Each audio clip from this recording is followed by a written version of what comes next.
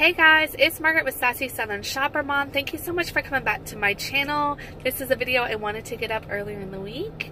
That didn't happen, and it is my health update video. I really wanted to get this to y'all, and so that's why I am doing this video in my car because I have free time right now, and I'm like, I'm just going to pull my phone out and I'm just going to do it on my phone if I can get this out to y'all. Okay, so if you watched my previous health update, which I will put it over here in the iCards. Sorry, I have a little thing pop across my screen. I'll put it up here in the iCards for my last health update.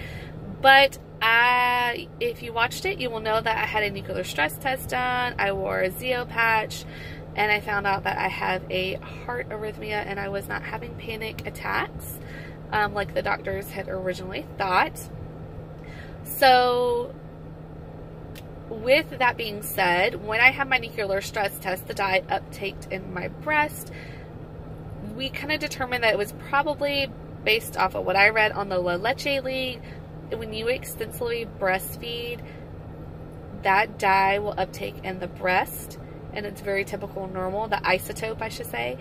So I had a breast ultrasound. It appeared to be normal, but they encouraged me to get a breast MRI in 4 to 6 weeks after weaning, just to confirm that everything is normal and fine, and pretty much just like to rule out if I have any suspicious lesions or anything that needs to be biopsied.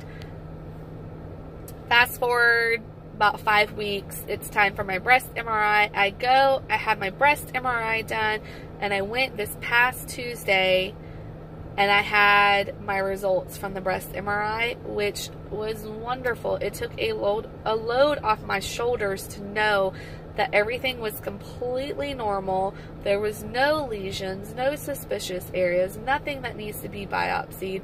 My breast got the best score that you can get, I guess like scoring, I don't know, grade, scoring, whatever you want to call it. I don't know specifically what word she used, but I got the best results that you can get on a breast MRI, which is perfect. That's wonderful. It's definitely what I wanted to hear. Took a load off my shoulders, made me a lot happier. And so all of that is done. She also did some genetic testing, and they test like 88 of your genes. They're like cancer causing genes.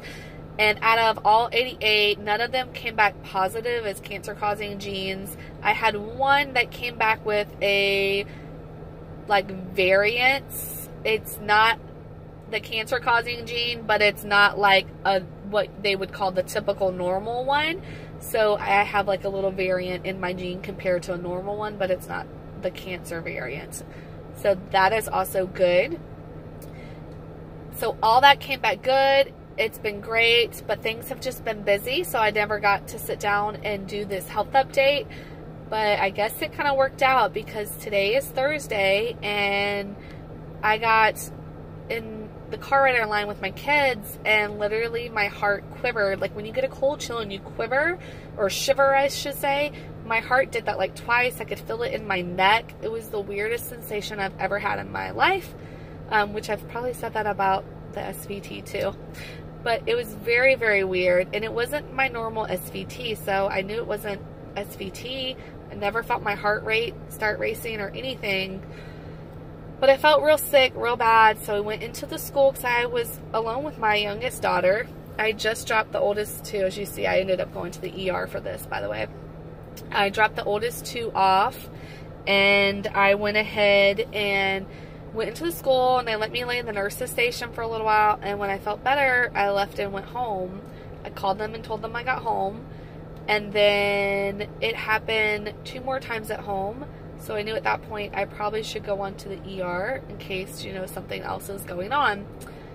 Went to the ER, explained everything to the doctor, and he also agreed, thinking that it doesn't sound like SVT to him. Heart rate was still low. It was upper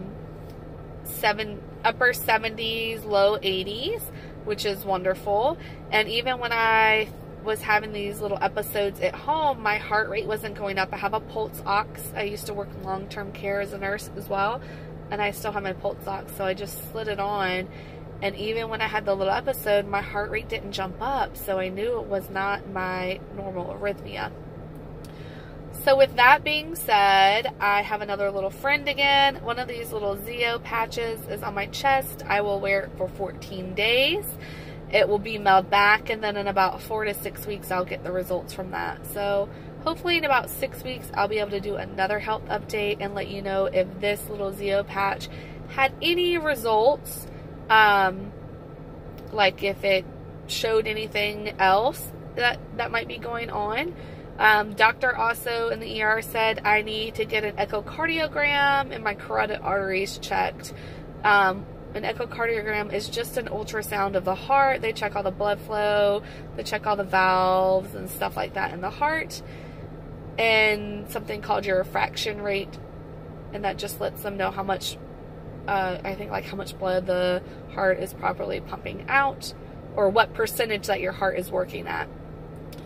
And then they'll ultrasound my carotid arteries just to make sure that they're, sorry, I'm like in the car rider line, so I have to keep like watching in case I have to drive forward.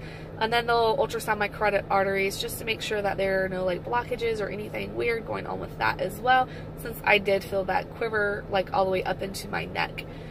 But everything at the ER checked out fine. He just agrees that it doesn't sound like SBT, and he put the Zeo patch on me.